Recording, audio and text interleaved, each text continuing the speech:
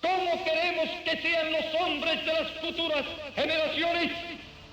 Debemos decir con todo el corazón de vehementes revolucionarios, queremos que sean como el Che.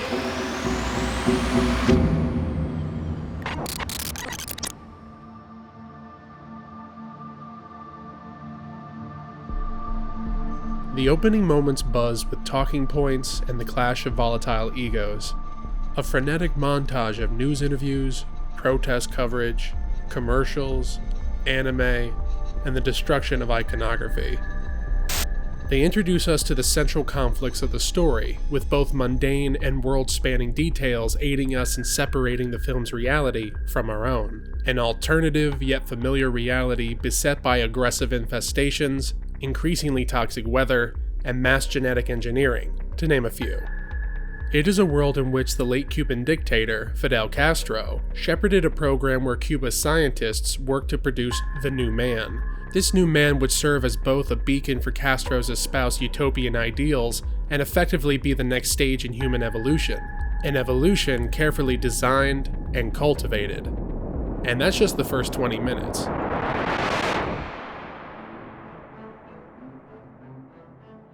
Corazón Azul, or Blue Heart, is a 2021 independent film helmed by Miguel Coyula, created over the course of a decade, serving as a connected, but not a direct sequel to his 2003 debut feature, Red Cockroaches.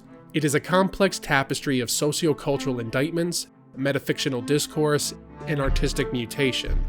Just as the main cast carve their way through the layered cities and landscapes, overshadowed by the ever-constant smoke and rain, we see the film itself twist and warp, perspectives and media mixing and blending into a fevered dream state.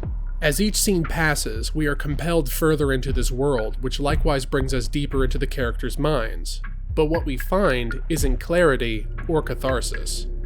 In the uncanny expressions and metered line deliveries of the main cast, we find fostered detachment.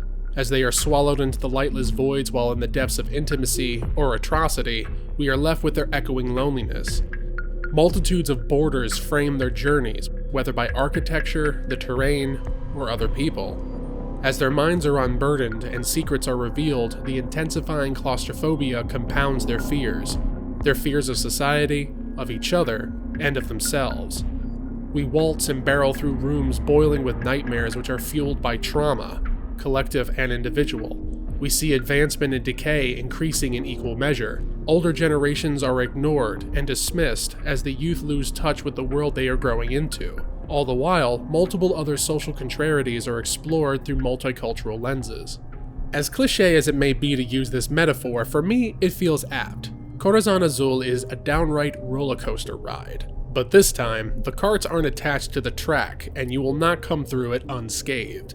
Coyula's methodical approach to nearly every detail of the movie's mise-en-scène, both practical and digitally created, gives the audience a sense of control, whether in context to the story or to the metatextual battle happening within the film's themes. And if it's on screen, it's usually there for a highly particular purpose. This pinpoint production design produces a tactility to each scene that allows a profound realism to seep into the unreality driving the rest of the movie. Whether or not we fully understand what is going on does not impact our ability to connect with the characters. Though it can be billed as a science fiction genre flick, centered on those with extrasensory abilities, it's also equally a drama around dysfunctional families while being an open dystopian commentary. But even though I say it's all of these things, it's also none of them. The filmmakers refuse to hold our hands, eschewing typical storytelling conventions for raw, uncompromised emotional evocation. Scenes meld together as character actions are augmented through shot transitions. They all propel the story visually.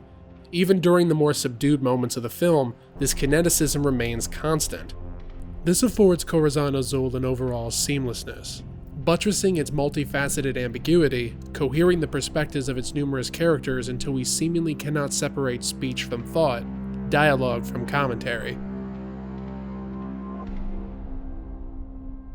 Corazón Azul marks another sublime entry into an already fascinating filmography, but also stands on its own as a marvel of independent craftsmanship, boasting a completely unique cinematic tone, voice, and resonance that few, if any, filmmakers ever managed to achieve.